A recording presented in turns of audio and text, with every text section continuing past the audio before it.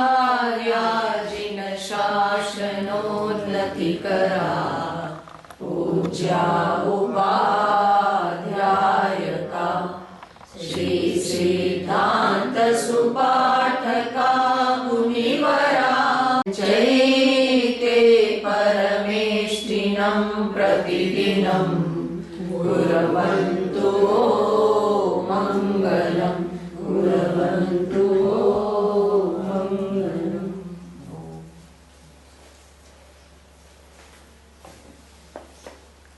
स्वाध्याय में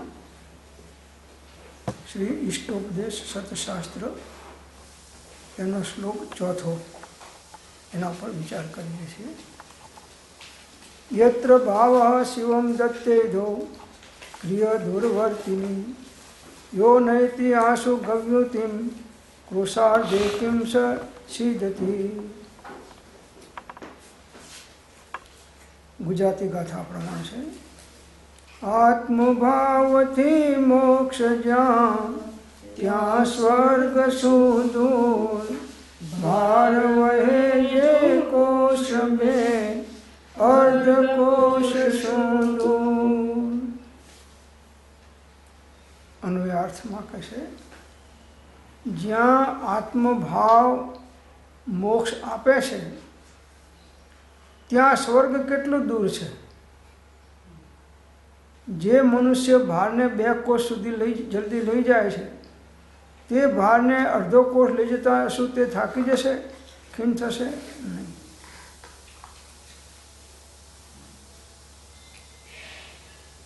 ટીકામાં કહેશે જ્યાં એટલે આત્મ વિષયમાં ભાવ એટલે આત્મ ધ્યાન આપે છે, પ્રદાન કરે છે।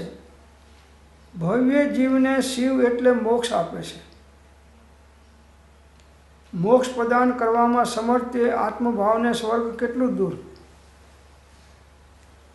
કેટલે દૂર એટલે કેટલે છેટે આવેલા પ્રદેશ વર્તે નિકટ જ રહે એવો અર્થ છે। કારણ કે સ્વ આત્મ ધ્યાન સાથે ઉપાર્જિત પુણ્યનું તે એક ફળ ઓર છે। તત્વાનુશાસનમાં કહ્યું છે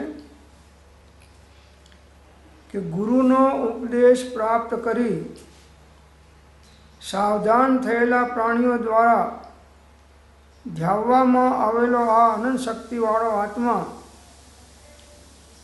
ભુક્તિ એટલે અને મુક્તિ એ 2 પ્રદાન કરે છે। જે જીવ ગુરુનો ઉપદેશ સાંભળીને સાવધાન થાય છે, એટેન્શન, જાગૃત થાઓ નહીં તો રત્ન ચિંતામણી જેવો તમારો મનુષ્ય દેહ નિષ્ફળ જશે। હે જીવ હવે તારે સત્પુરુષની આજ્ઞા નિશ્ચયથી ઉપદેશ પ્રાપ્ત કરો અને સાવધાન થાઓ। સાવધાન થાઓ એટલે જાગૃત થાઓ। તો જે સાવધાન થઈ અને જે જીવો આત્માનું ધ્યાન કરે છે અનંત શક્તિવાન એને તો મુક્તિ પ્રાપ્ત થાય તો શું એને સ્વર્ગના સુખો ભોગો પ્રાપ્ત ના થાય, સાથે પુણ્ય બંધાયામાં।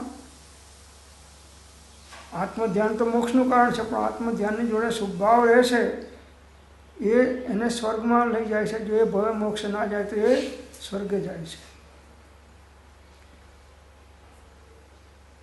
તો આ આત્મા અરિહંત અને સિદ્ધના સ્વરૂપે ચિંતવામાં આવતા ચરમ શરીરને મુક્તિ પ્રદાન કરે છે।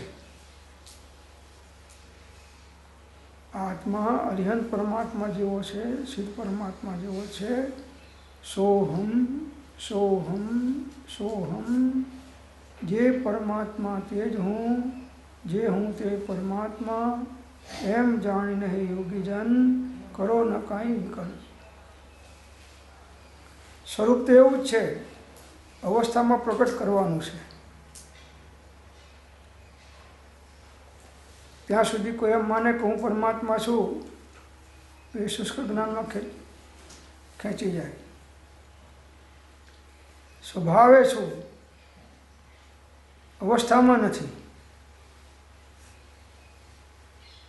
તો આવું જે આત્મા અરિહંત પરમાત્મા સિદ્ધ પરમાત્માને પોતાના સ્વરૂપનું ચિંતન કરે છે એ ચરમ શરીરી હોય તો એને મુક્તિ આપે છે ને છેલ્લો ભાવ છે આ ભાવમાં જે મોક્ષ જવાના છે એને મુક્તિ આપે છે અને ત્યાંના ધ્યાન સાથે આત્માના અરિહંત ભગવાનના અને સિદ્ધ ભગવાનના ધ્યાન સાથે પુણ્ય ઉપાર્જિત કરનાર અન્યને તે ભુક્તિ એટલે સ્વર્ગ આદિ ચક્રવર્તી અને આદિ સ્થિતિઓનો પ્રદાન કરે છે. એટલે વારંવાર અરિહંત પરમાત્માનું સિદ્ધ પરમાત્માનું ચિંતન કરો અને આત્માનું ચિંતન કર્યો, આત્માનું ધ્યાન કરો, ઉપયોગને આત્મામાં સ્થિર કરો. આટલો જ મોક્ષ માર્ગ છે. ઉપયોગને બહુ ગુમાવો નહીં, બહુ વ્યવહારમાં લગાડો નહીં, બહુ આરંભ પરિગ્રહના કાર્યમાં લગાડો નહીં, વિકથાઓ કે વિભાવમાં જાય નહીં. એની જાગૃતિ રાખી અને એ ઉપયોગને સ્વરૂપ સન્મુખ કરવાનો છે.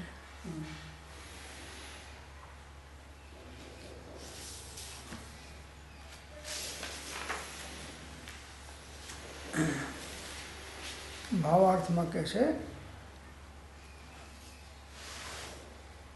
જે શુદ્ધો ઉપયોગ રૂપ આત્મ પરિણામમાં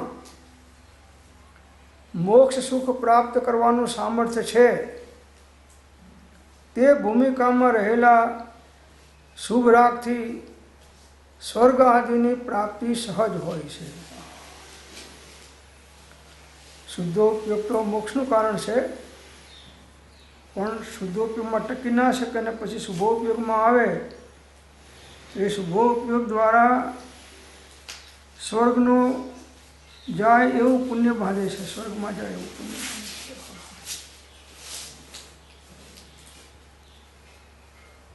તો હંમેશા શુદ્ધો ઉપયોગનો લક્ષ્ય રાખી અને શુભોપયોગમાં ટકવાનો પુરુષાર્થ રાખવાનો છે.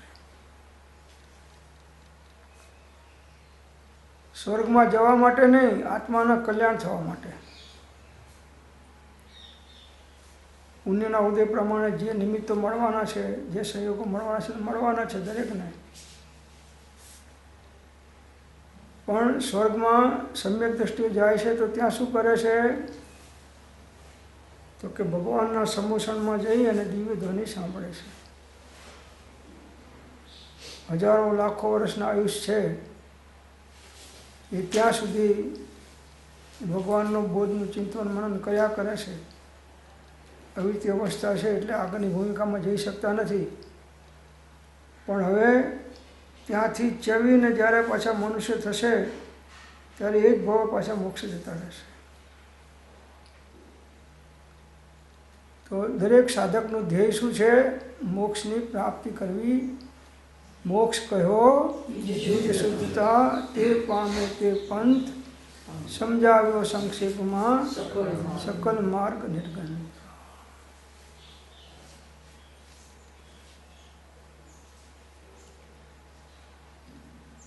ઉપાધ્યેય તો શુદ્ધોપયોગ છે, શુભોપયોગ નથી. પણ શુભોપયોગ આવ્યા વગર શુદ્ધોપયોગ આવતો નથી. વચ્ચેનું સ્ટેન્ડ તો દરેકને લેવું પડે છે. તો એનાથી સ્વર્ગાદિની પ્રાપ્તિ સહજ થઈ જાય છે. મોક્ષ માર્ગમાં જે નિમિત્તો જોઈએ બધા નિમિત્તો શુભોપયોગના પુણ્યના પ્રતાપથી પ્રાપ્ત થઈ જાય છે. એટલે કળિયુગ છે માટે મનને ક્ષણવાર પણ વસ્તુ વગર વિચારીને નબળું નહીં રાખવું, નહીં તો નખો જ વાળી નાખે છે. અહીં જેવા તમે ડાયા છે એવો બહાર ડાયા રહો તો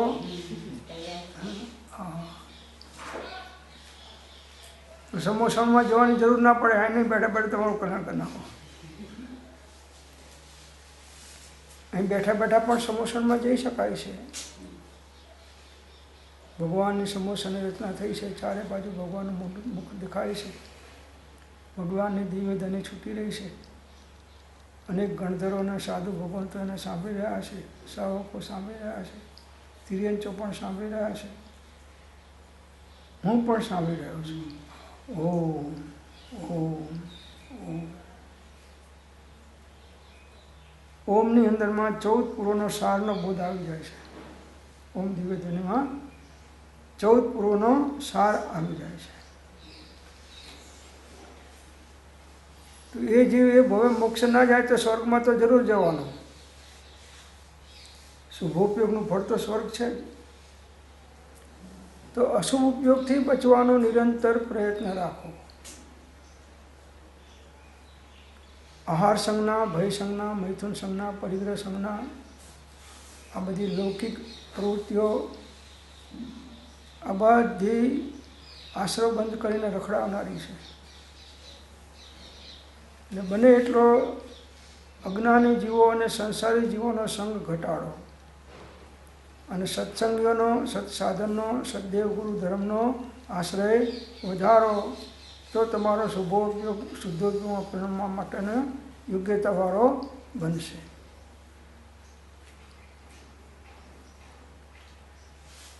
એક પળ પણ વ્યર્થ ના જવી જોઈએ, આવી જાગૃતિ મુમુક્ષુની હોય છે.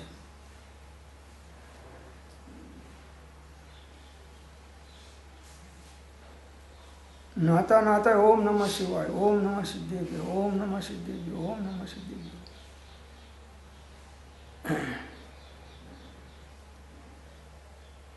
કોઈ પણ કામ કરતા હોય, ધંધાનું કે વ્યવહારનું કે લૌકિક કે પારમાર્થિક, એની અંદરમાં સ્વરૂપની શ્રુતિ દ્રઢ થવી જોઈએ, તો એ જીવ આત્મધ્યાનનો અધિકારી બની શકે છે.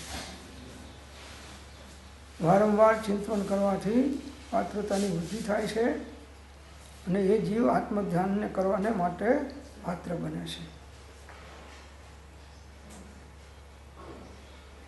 તો શુદ્ધોપયોગ આત્મપરિણામમાં મોક્ષ સુખ પ્રાપ્ત કરવાનું સામર્થ્ય છે. શુદ્ધોપયોગમાં તો એ સામર્થ્ય મોક્ષ અપાવવાનું. પણ જો શુદ્ધોપયોગમાં ના ટકી શકે ત્યારે શુભોપયોગમાં આવે, શુભોપયોગમાં, તો એને સ્વર્ગ આદિ તો મળે જ, અને એક ભવમાં મોક્ષ જાય એવી પણ સાધના સ્વર્ગમાં એને થઈ શકે છે. ઉપરના બધા એકાવતારી દેવો છે. જે માણસ એક મણનો બોજો 2 કોષ લઈ જઈ શકે તેટલી તાકાતવાળો છે, તે શું તે બોજો અડધો કોષ લઈ જતા થાકી જશે? ના થાકે. 2 મણ બોજો લઈ જવાનો હોય એને અડધો મણ બોજા શું ભાર લાગે? તમે આટલા બધા બોજામાં જીવો છો તો મોક્ષના બોજામાં શું ભાર લાગવાનો છે? એ બોજો લાગે છે. હોય સાહેબ 5 કલાક, અડધો કલાક, પણ આખો દાડો તમે આત્માની પથ્થર કાઢી નાખો, આત્મા આત્મા આત્મા કરીને,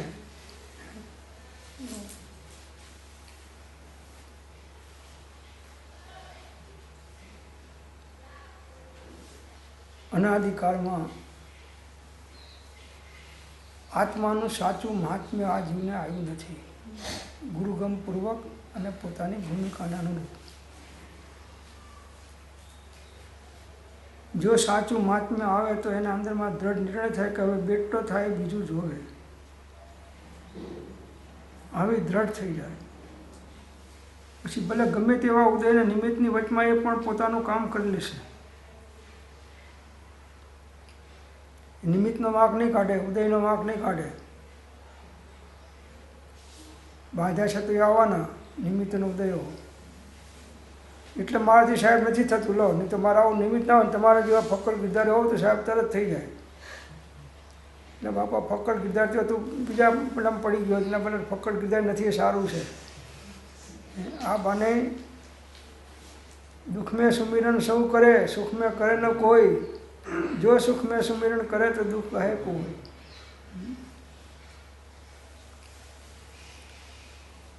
એક પળ પણ વ્યર્થ ખોવાવી ના જોઈએ. આપણી જાગૃતિ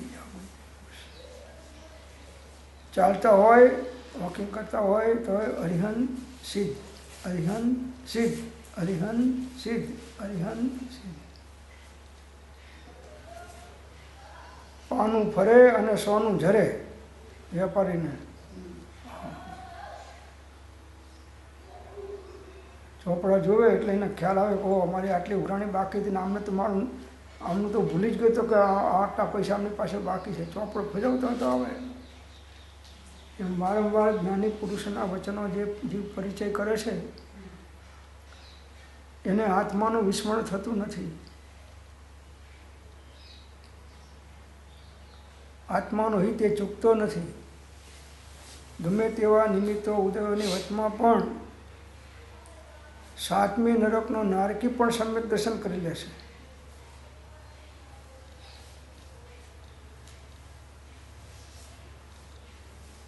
સમયનો સદુપયોગ શીખવાનો છે પરમાર્થિક દ્રષ્ટિથી. ભાવના રાખશો, ભલે ઉપયોગ નહીં ટકે તો વાંધો, પણ ભાવના હશે તો એ ભાવના ગમે ત્યારે પણ ભવાંતરની અંદરમાં તમને એ દશાને પ્રાપ્ત કરવામાં નિમિત્ત થશે. આત્મ ભાવના ભાવતા જીવ લહે કેવળ જ્ઞાન. બસ આત્માની ભાવના ભાવો, પરમાત્માની ભાવના ભાવો. સદગુરુનો બોધ સાંભળો. आत्मा और परमात्मा अलग रहे बहुकाल, सुंदर मेला कर दिया सदगुरु मिला दलाल.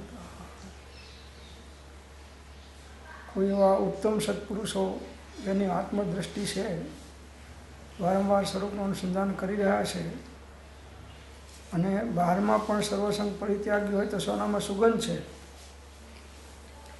એ ના હોય તો પણ આત્મદ્રષ્ટિવાન જીવો પાસેથી રહેવાથી આપણને આત્મદ્રષ્ટિની વૃદ્ધિ થાય એવી પ્રેરણા તો મળતી જ હોય છે.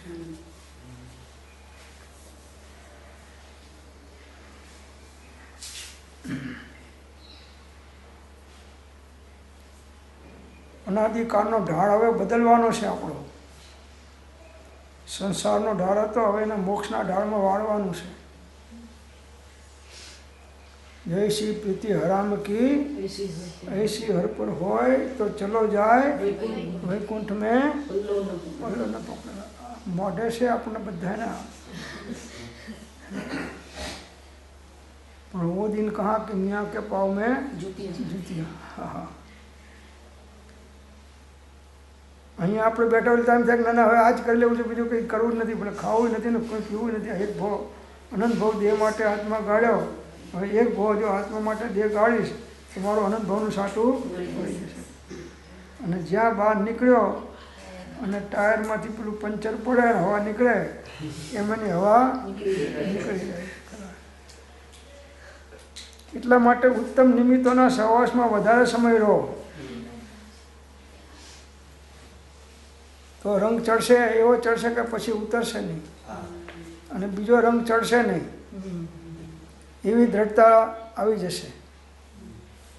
ગમે તેવા નિમિત્ત હોય, ઉદય હોય, સંયોગો હોય, એની અંદરમાં એ પોતાનું કામ કરીને કાઢી એને પોતાનો આત્માનું હિત સાધી લેશે, દ્રષ્ટિવાળો જીવ હોય તો.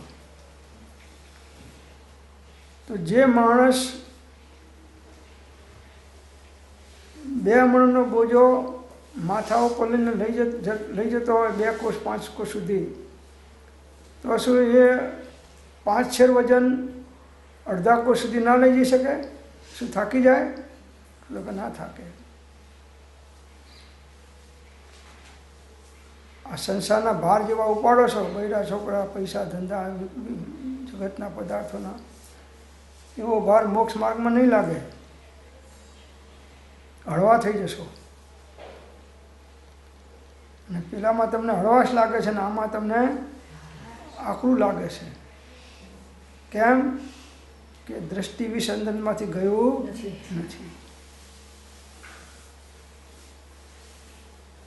થાકી જઈએ છીએ, 5 કલાક બોલાય એટલે થાકી જઈએ. બસ ચિંતવનમાં કલાકોના કલાકો નીકળી જાય તો ખબર ના પડવી જોઈએ. અને આપણે સ્વાધ્યાયમાં બેઠા 10 વખત ઘડિયાળ જોતા હોઈએ, પછી હવે પૂરું થવાનું તૈયાર છે, હવે પૂરું થવાનું.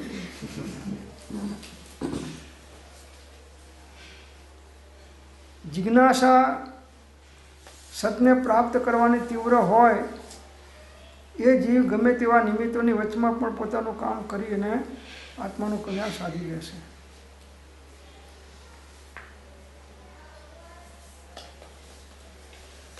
તો 2 મણ બોજો લઈ જનારો 2 કોસ સુધી એ અડધા કોષમાં થાકી જાય નહીં.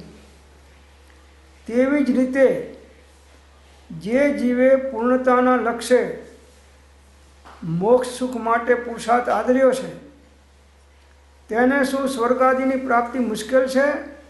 તો કે ના, એ તો સુલભ છે.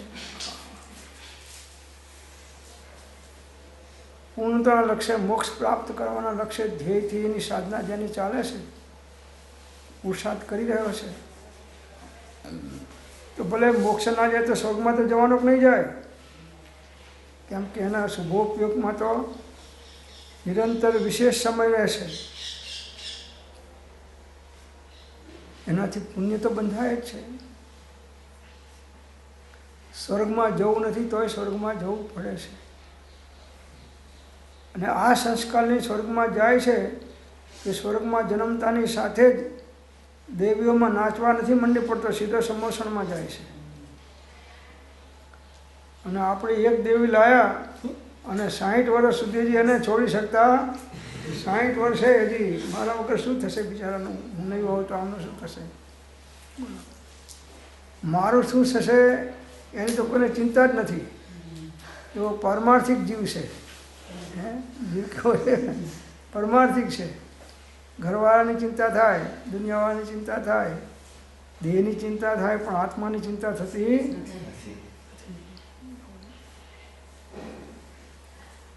વારંવાર સત્સંગ સાંભળવાથી દ્રઢતા આવતી જાય છે, સત્યનો રંગ ચડતો જાય છે, અને ભવાંતરમાં પણ એ ભૂલતો નથી.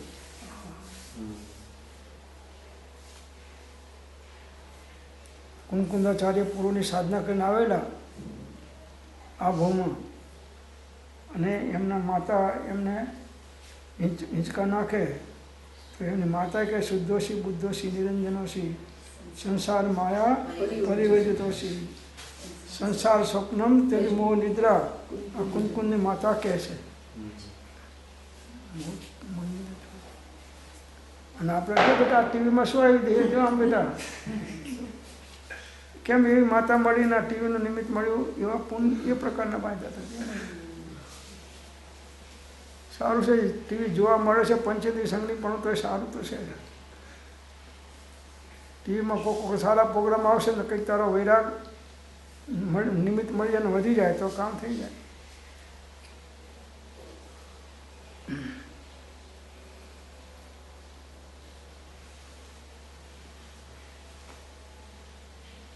એમાં સાચું માની લઈએ તો નુકસાન થાય. એક જગ્યાએ અમે હતા તો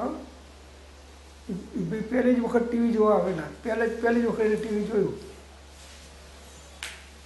તો અંદરમાંથી તોપોના ભડાકા થયા તો ભાગ્યો. એટલે મેં કીધું ભાઈ શું છે આ? તો કે ભાઈ સાહેબ આમાં ના રહેવાય. એટલે મેં કહ્યું આનો કાચે તૂટ્યો નથી, ટીવીના કાચને તિરાડ પડી નથી, તું આટલો બધો કેમ ઉભરાય છે? તો જીવ વાસ્તવિકતાથી ગભરાય છે, પણ સહજતા લાવે તો સહજ ભાવમાં જે આત્માનું કલ્યાણ છે એ અસહજ ભાવમાં નથી. શુભાશુભ ભાવ બધા અસહજ છે અને શુદ્ધ ભાવ સહજ છે.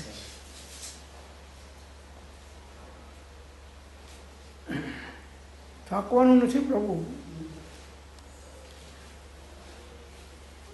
રિમાન્ડ ઉપર લીધો છે, મોક્ષે જાય પછી એ પુરુષાર્થ તો ચાલુ જ રહેશે. મોક્ષમાં 24 કલાક ભગવાન શું કરે? શુદ્ધ ઉપયોગમાં રહે. ક્યાં સુધી રહે? તો અનંતકાળ સુધી રહે. સાદી અનંત અનંત સમાધિ સુખમાં અનંત દર્શન જ્ઞાન અનંત સહિત જો અપૂર્વ અવસર. તો અત્યારથી પ્રેક્ટિસ કરો. બધા બિનપ્રયોજનભૂત કાર્યોમાં સમય વેડફો છો, એના બદલે આત્મ સાધનામાં લગાડો. પ્રયોજનભૂત સાધનામાં પણ કટિંગ કરતા જાઓ અને એમ વિચારી અંતરે શોધે સદગુરુ યોગ કામ એક આત્માર્થનું બીજો નહીં માનો. અનંત ભાવ દેહના માટે આત્મા ગાળ્યો. હવે એક ભાવ જો આત્મા માટે દેહને ગાળવામાં આવશે તો અનંત ભાવનું સાટું વળી જાય એવું છે. ઉત્તમ નિમિત્તોને સવાસમાં રહો. પેલા નિમિત્તોને કુળને તજીએ, કુટુંબને તજીએ, તજીએ માને બાપ રે, સુત દારાવનિતાને તજીએ, કંચુકી તજે જેમ સાપ રે, નારાયણનું નામ જ લેતા વારે તેને તજીએ રે, સદગુણે આનંદ કરે. અમે તજીને જ આવ્યા છીએ બધે. પછી તો આમાંથી ઉલમાંથી ચૂલમાં પડ્યો છે. હું ફેર પડ્યો. આત્માનું કલ્યાણ ચૂકે નહીં તો તજ્યું સાચું કહેવાય. બીજે જઈને પછી બીજી વિકત થવામાં લાગ્યો, પછી એ એકમાંથી છૂટીને બીજામાં આવ્યો. સાપ હતો, કંદોરી દુકાનનો, તો ભઠ્ઠીમાં શેકાતો હતો, તો એ બહાર કૂદ્યો તેલના પેલા કડામાં પડી ગયો. પછી શું ફાયદો કર્યો? એમ ઘર છોડીને બહાર નીકળ્યા તો પછી વિકત થવામાં ને આળસમાં ને પ્રમાદમાં ને આત્માના અનાદરમાં સમય વ્યતીત કરી નાખ્યો, તો એમાં શું ફાયદો કર્યો?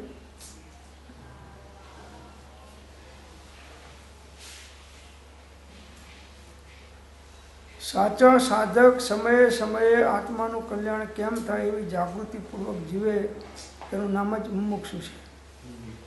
સર્વ પ્રકારની મોહાશક્તિથી મૂંઝાય અને એકમાત્ર મોક્ષને વિશે, આપણે શેકને જોઈ લો, એકમાત્ર મોક્ષને વિશે પ્રયત્ન છે. ક્ષણે ક્ષણે કાર્ય કાર્ય પ્રસંગે પ્રસંગે અનન્ય પ્રેમે મોક્ષ માર્ગમાં પ્રવર્તવું, તેને અમે તીવ્ર મોક્ષ કહીશું. બુભુક્ષુ છીએ, મુમુક્ષુ નથી.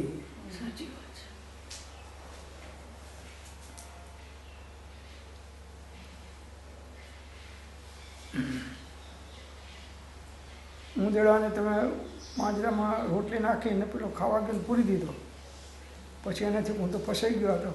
રોટલી તો ખાઈ ગયો, હવે બહાર કોણ કાઢે? હવે આખી રાત બિચારો આટા મારે છે અંદર પાંજરામાં ફર્યા કરે છે. હવે એ તમે પાંજરું બહાર લઈ જાઓ અને જ્યારે ખોલો ત્યારે કેવો ભાગીને નીકળે છે. આ બંધનમાંથી નીકળવામાં આવી તીવ્ર તાલાવેલી હોય એનું કામ છે. તીવ્ર તાલાવેલી લાગવી જોઈએ કે હવે આ ચાર ગતિના પરિભ્રમણમાંથી હું મુક્ત થવું અને સંપૂર્ણ સ્વરૂપ સુખને પ્રાપ્ત કરવું. આ વારંવાર ચિંતન થશે તો જગતના કોઈ કાર્યની અંદરમાં ફસાશે નહીં અને બધા ઉદયમાં એ સ્વરૂપ અનુસંધાન ચૂકશે નહીં.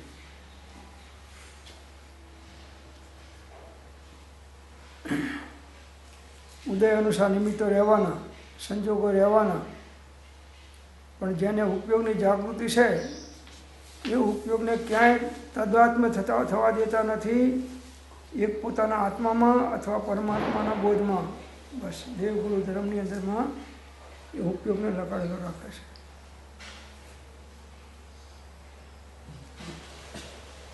તો કહેશે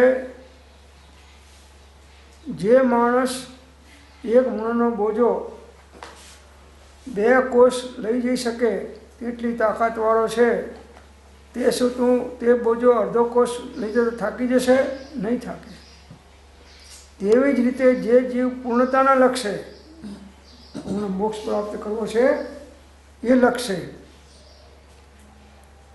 મોક્ષ સુખ માટે પુરુષાર્થ આદર્યો છે. આપણે બધાએ મોક્ષના સુખ માટે પુરુષાર્થ આદર્યો છે. દરેકની ભૂમિકા અનુસાર પુરુષાર્થ તો એનો ચાલે છે. તો એને શું સ્વર્ગાદિની પ્રાપ્તિ મુશ્કેલ છે? મોક્ષના પુરુષાર્થ કરનારને સ્વર્ગ તો સહેજે મળે છે. ઉપવાસ કરે છે ને સવારમાં રાબ સહેજે મળે છે, માગવી નથી પડતી. તો રાબની સવારમાં રાબ તમને મળી જાય. કેવું ના પડે કે મારે ઉપવાસ છે તો રાબ કરજો, મળી જ જાય છે. કેમ કે ઉપવાસનું પુણ્ય બંધાણું છે, એ એને રાબ આપે છે. ઉપવાસમાં પુણ્ય બાંધ્યું એને રાબ આપી દે છે. અને સાચું પુણ્ય તો એને પરમાર્થ માર્ગીઓનો સંગ થાય એ સાચું પુણ્ય છે.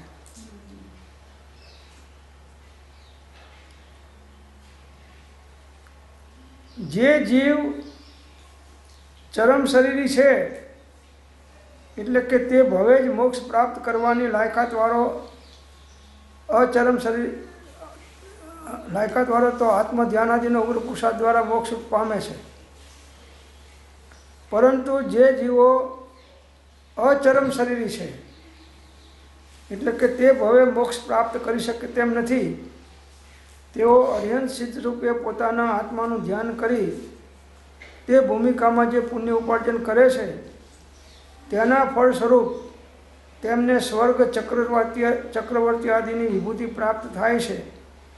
એ રીતે આત્મ ધ્યાન આદિથી ભુક્તિ અને મુક્તિની પ્રાપ્તિ થાય છે. આત્મ ધ્યાન કરે જો કો સો પ્રેમ में ना आवे वाग जाल बीज सौ जानो यही तत्व चित लावे. જે ચરમ શરીરી એટલે એ ભવે મોક્ષ જવાવાળા જીવો છે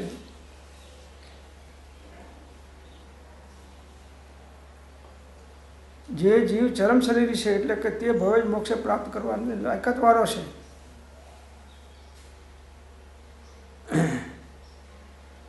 એ તો આત્મ ધ્યાનાદિ ઉગ્ર પુરુષાર્થ દ્વારા મોક્ષ પામે છે.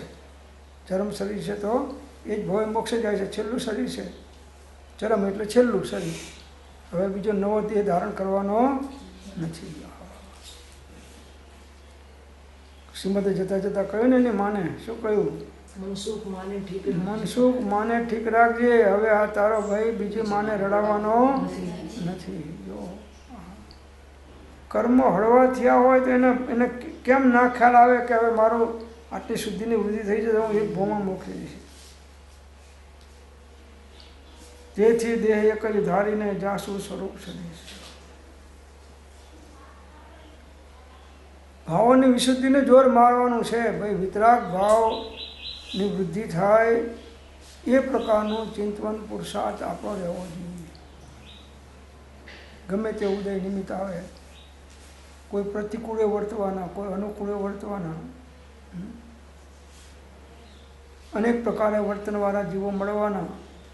એ બધાની અંદરમાં આત્માર્થી જીવનું બેટિંગ સંભાવનું જ હોય છે. આત્માથી જીવ સાહેબ મેં કંઈ નહોતું કર્યું આમ થઈ ગયું, સાહેબ આ દૂધની રાબડી 2 લીટર પી ગઈ, એમને કંઈ ના થયું, મેં ખાલી પાણી પીધું તો મને સાહેબ ઝાડા થઈ ગયા.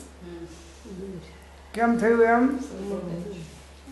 ક્રમનો ઉદય છે અને શરીર તારું નબળું હતું ત્યાં પીધું એટલે થઈ ગયું. જે વખતે જે બને એનો સ્વીકાર કરો અને એમાં સાક્ષી ભાવે રહેતા શીખો. પુણ્યનો ઉદય હોય તો પણ સાક્ષી ભાવે રહેતા શીખો અને પાપનો ઉદય હોય તો પણ સાક્ષી ભાવે રહેતા શીખો. તો નવા કર્મ નહીં બાંધો અને જૂના ભોગવાઈ જશે ને તમે મુક્ત થશો. તો આત્મ ધ્યાન આદિના ઉગ્ર પુરુષાર્થ દ્વારા મોક્ષ પામે છે. પરંતુ જે જીવો અચરમ શરીરી છે એટલે કે એ ભવે મોક્ષે જાય એવા નથી. ચરમ શરીર એ ભવે મોક્ષે જાય અને અચરમ શરીરને થોડો ટાઈમ લાગે, 2-5 ભાવ.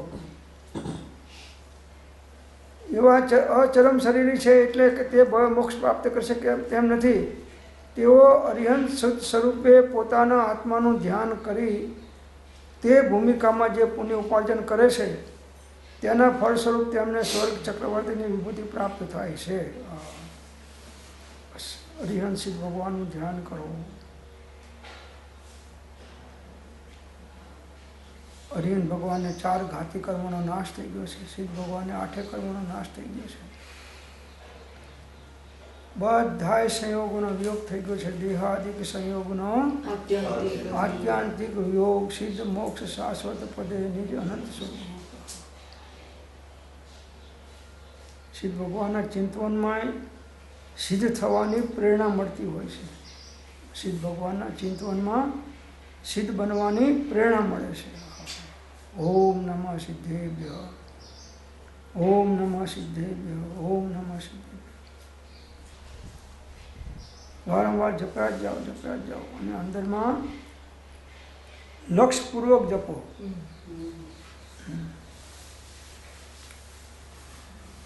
લક્ષ વગરના હજારો બાણ નિષ્ફળ જાય અને લક્ષપૂર્વક મારેલું એક બાણ પણ સફળ થાય, એનું કાર્ય કરી શકે છે. તો આપણે મોક્ષ આ ભાવમાં નથી જઈ શકો તો આપણે શું કરવાનું? અરિહંત સિદ્ધ રૂપે પોતાના આત્માનું ધ્યાન કરવું. સોહમ સોહમ સોહમ. ભલે પરમાત્મા થઈ ગયા નથી પણ પરમાત્મા સ્વરૂપ તો છું, અને એ ભાવ દશામાં પ્રગટ થતો જાય છે ક્રમે ક્રમે.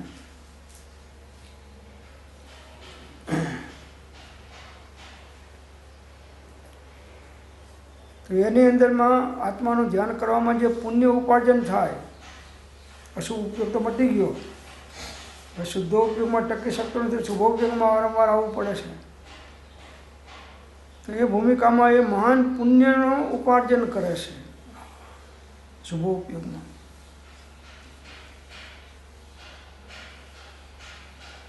એટલે હંમેશા શુભ ઉપયોગનો પણ લક્ષ ચૂકાવવા ના જોઈએ. હું અશુભ ઉપયોગમાં છું કે શુભ ઉપયોગમાં છું, જો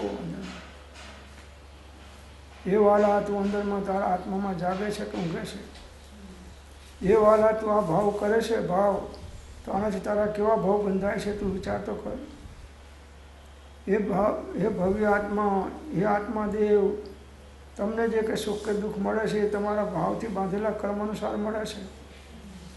અને હવે તમે ઉત્તમ ભાવ, આત્મભાવ રાખશો તો તમને મોક્ષની પ્રાપ્તિ તમારા ભાવથી જ થવાની છે. બીજો કોઈ આપણને પુણ્ય મોક્ષમાં પહોંચાડતો નથી કે નરકમાં પહોંચાડતો નથી કે મોક્ષમાં પહોંચાડતો નથી. પોતાના ભાવ અનુસાર જીવ જાય છે. તો સમયે સમયે ભાવોની વિશુદ્ધિ વધારવી એ જ સાધના છે. વિતરાગતાની વૃદ્ધિ કરવી એ જ સાધના છે. ઉદય નિમિત્તો રહેવાના બાંધેલા પ્રમાણે દરેકને જુદા જુદા એની અંદરમાં બેટિંગ એક જ બધાને કરવાનું છે. આત્મભાવ, આત્મધ્યાન, આત્માનું ચિંતન, આત્માનો આશ્રય, આત્માનું અવલંબન.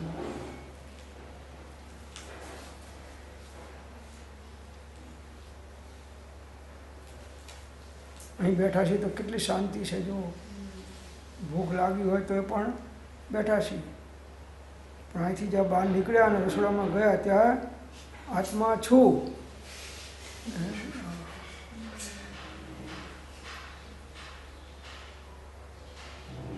તો જે સિદ્ધ થઈ શકે એવા નથી એ હરિહર પરમાત્માનું સિદ્ધ ભગવાનનું આત્માનું ધ્યાન કરીને પુણ્ય ઉપાર્જન કરે છે, અને ત્યાંના ફળ સ્વરૂપ ત્યાંને સ્વર્ગ અને ચક્રવર્તીની વિભૂતિ બધી પુણ્યના ઉદયના કારણે જે સામગ્રી મળવાની હોય એ બધી મળતી જાય છે. અને એ સામગ્રીનો પણ ત્યાગ કરી એને પણ એ માને છે. પુણ્યના ઉદયમાં મળેલી ચક્રવર્તીની ગાદીઓ અને સ્વર્ગને પણ જ્ઞાનીઓ હે માને છે કે આ પણ ઉપાધિ નથી, મારું સ્વભાવનું સુખ નથી. એ રીતે આત્મધ્યાન આદિથી ભુક્તિ અને મુક્તિની પ્રાપ્તિ થાય છે. મુક્તિ થઈ ગયા તો પહોંચી ગયા સિદ્ધલોકમાં, અને મુક્તિ ના થાય પણ આત્મધ્યાનના પુરુષાર્થમાં રહ્યા તો અંદરમાં ભુક્તિ, સ્વર્ગની ગાદીઓ, ચક્રવર્તીની બધી સંપત્તિઓ, આવી અનેક પ્રકારની અનુકૂળતાઓ આપણને પુણ્યના ઉદયના કારણે. તમે આ પુણ્ય બાંધ્યું છે તો તમને અહીં સાંભળવાનો મોકો મળ્યો, અહીં આવવાનો મોકો મળ્યો. નહીં તો ઘણા ભાવ હોય તો એવા ઉદય અને નિમિત્તો આવી જાય કે તમારે આવવું હોય તો તમે નથી આવી શકતા. એ રીતે આત્મભક્તિમાં સ્વર્ગ ગતિનું પણ સાધનપણું છે. આત્માની ભક્તિ કરવામાં સ્વર્ગમાં જાય એનું પણ સાધન રહ્યું છે. એવું સમર્થન કરવામાં આવતા શિષ્ય ત્યાંના ફળની જિજ્ઞાસાથી ગુરુને પૂછે છે કે સ્વર્ગે જનારાનું શું ફળ મળે છે? સ્વર્ગે જવાથી શું ફળ મળે છે? મોક્ષ ના જઈને સ્વર્ગે જવું પડે અમે આત્માની ભાવના કરતાં શુભ ઉપયોગમાં, તો પછી આનું શું ફળ મળે છે?